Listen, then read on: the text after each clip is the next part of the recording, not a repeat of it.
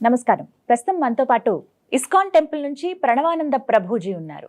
వారు ముంబైలోని గోవర్ధన్ ఇకో విలేజ్ ఆశ్రమంలో సేవ చేస్తూ ఉంటారు. ప్రత్యేకంగా శ్రీకృష్ణ భగవాన్ గురించి, ఆయన లీలల గురించి, ఆయన మహత్యం గురించి ప్రవచనాలు ఇస్తూ ఉంటారు వివిధ మాధ్యమాల్లో. వారు ప్రస్తుతం సుమన్ టీవీలో ఉన్నారు. వారితో మాట్లాడదాం. ప్రభుజీ నమస్కారం అండి. నమస్కారం. ఎలా ఉన్నారు? బాగున్నానండి. స్వామి, మీరు ప్రత్యేకించి అంటే ఎలా ఇప్పుడు వద్దాం అనుకుంటున్న వాళ్ళు కావచ్చు, మేము కూడా ఇస్కాన్ టెంపుల్కి వెళ్దాం అనుకుంటున్నాం, సాధువులుగా మేము మారిపోదాం అనుకుంటున్నాం అని చెప్పి కొంతమంది చెప్తూ ఉంటారు.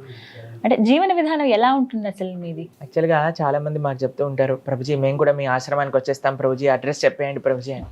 అయితే మేము జస్ట్ కొన్ని రోజులు వెయిట్ చేస్తాం అనమాట. వాళ్ళు ఎప్పుడైనా ఫోన్ చేస్తారని మళ్ళీ చేయరు. ఎందుకనంటే దీన్ని శ్మశాన వైరాగ్యం అని అంటారు, చూస్తారా? తాకట్టులో ఉన్న బంగారాన్ని విడిపించి ఆ రోజు ఆన్లైన్ రేటుకే మేము కొంటాం. Sharma gold company. ఇలా మనం ఒక రోజు కాలిపోవాల్సిందే అని అనిపిస్తుంది. అక్కడ నుంచి బయటికి రాగానే మళ్ళీ మన లోకం మనదే ఉంటుంది అంతే. కానీ సాధువులుగా మారాల్సిన అవసరం ఎవరికి లేదండి. కొంతమందికి మాత్రమే. ఎందుకంటే సాధు జీవితం అనేది అంత సులభమైన జీవితం కాదు, చాలా కఠినమైన జీవితం. ఎన్నో నియమాలతో నిష్ఠతో కూడుకున్న జీవితం అన్నమాట. మా యొక్క జీవితం అనేది సేవకే అంకితమైంది. పొద్దున్న నుంచి రాత్రి దాకా ఒక్కొక్క క్షణం కూడా ఆ భగవత్ సేవలో, సమాజ సేవలో, దేశ సేవలో గడుపుతూ ఉంటాం అనమాట. అయితే మేము చెప్పేది ఏంటి అని అంటే, ఎవ్వరూ ఏమి వదిలేయాల్సిన అవసరం లేదు. మంచి మార్గంలో, మంచి ధర్మ మార్గంలో, కృష్ణ భక్తి మార్గంలో మీరు వెళ్ళండి. అది ఎలా అనంటే, మంచిగా ఒక ఇస్కాన్ టెంపుల్ ఉంది, ఎక్కడైతే కృష్ణ భక్తి మనకి తెలుస్తుందో, భగవద్గీత, భాగవతం ఇవి చాలా ముఖ్యం. ప్రతి ఒక్కళ్ళు కూడా అధ్యయనం చేయవలసిన శాస్త్రం. మనకండి ధర్మం ఎలా వస్తుంది అని అంటే, ఏదో ఒక చిన్న పూజ చేయటం చేతో, వ్రతం చేయటం చేతో మనం భగవంతుడికి దగ్గర అవుతామా అని అంటే ప్రశ్నార్థకమే.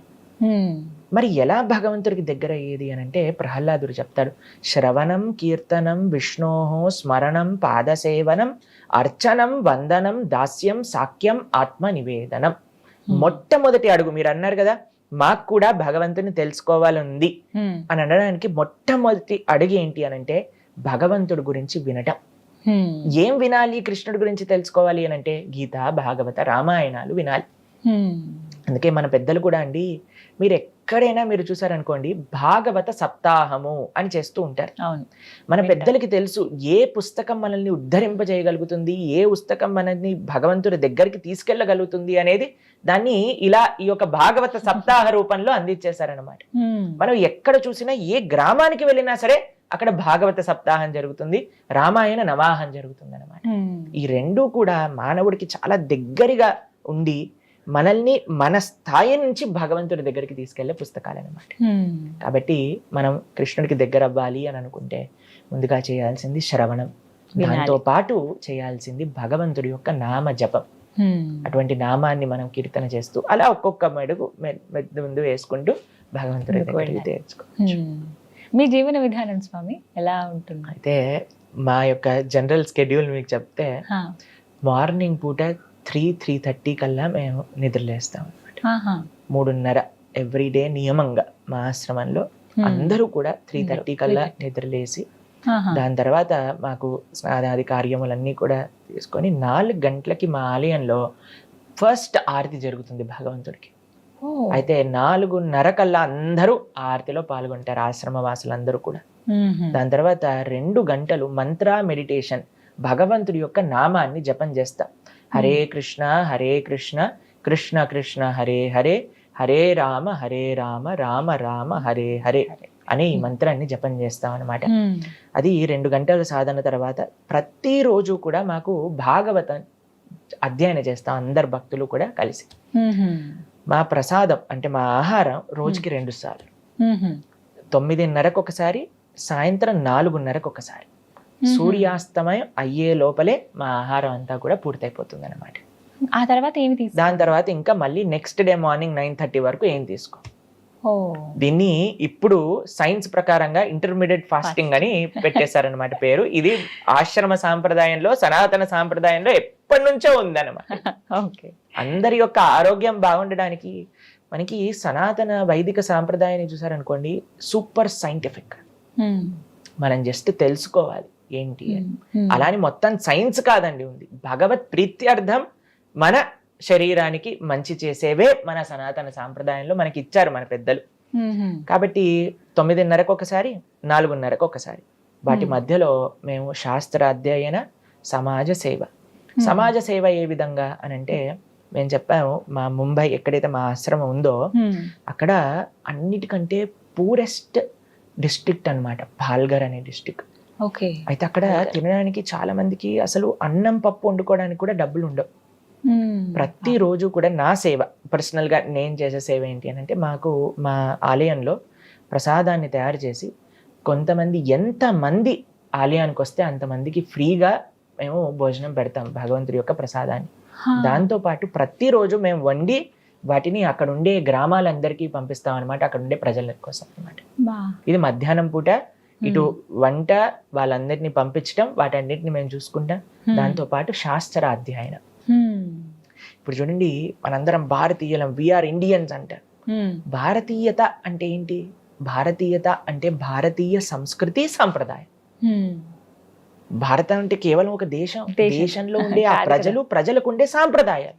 అదే మనకుండే సాంప్రదాయాలు అన్ని పోయాయి అనుకోండి, మనం కూడా వెస్టర్నర్స్ గా తయారైపోయాం, ఆల్రెడీ అయిపోయాం అనుకోండి, అది వేరే విషయం. కానీ రేపటి రోజున చాలా మంది అడుగుతూ ఉంటారండి, ఈయన ఇండియన్ లా మాట్లాడట్లేదు, ఈయన ఇండియన్ లా ఉండట్లేదు అని అంటే, we are sold out to western society, what can be done. కాబట్టి మన సంస్కృతి, మన సాంప్రదాయాలను మనం కాపాడుతూ ఉన్నాం అనమాట. దాంట్లో శాస్త్ర అధ్యయన, శాస్త్రాన్ని 10 మందితో పంచుకుంటాం.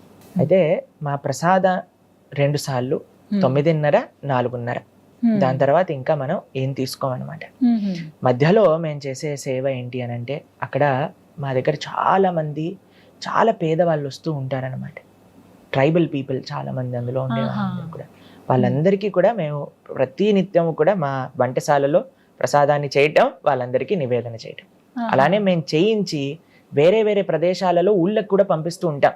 అక్కడ ఉండే వాళ్ళందరికీ కూడా ప్రతి నిత్యం అన్నదానం చేయడానికి అనమాట.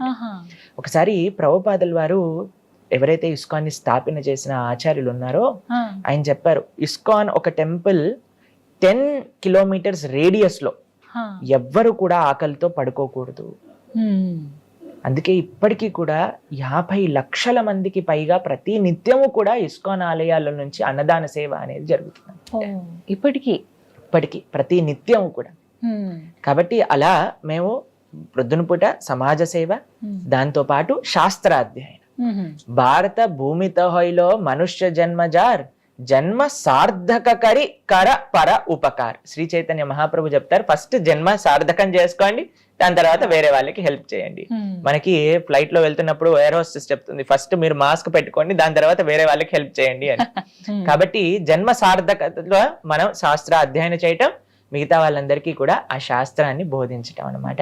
ఈ విధంగా ఉంటుంది. సాయంత్రం పూట ప్రోగ్రామ్స్, ప్రవచనాలు. అక్కడికి మధ్యలో అండి మాకు మెయిన్ సేవ ఏంటి అని అంటే, మా విషయానికి వచ్చేసరికి ఎంతో మందితో మేము మాట్లాడుతూ ఉంటాం అనమాట. వాళ్ళ జీవితంలో ఏ విధంగా వాళ్ళకి ఏదైనా మానసికంగా వాళ్ళకి ఏదైనా హెల్ప్ చేయగలుగుతామా.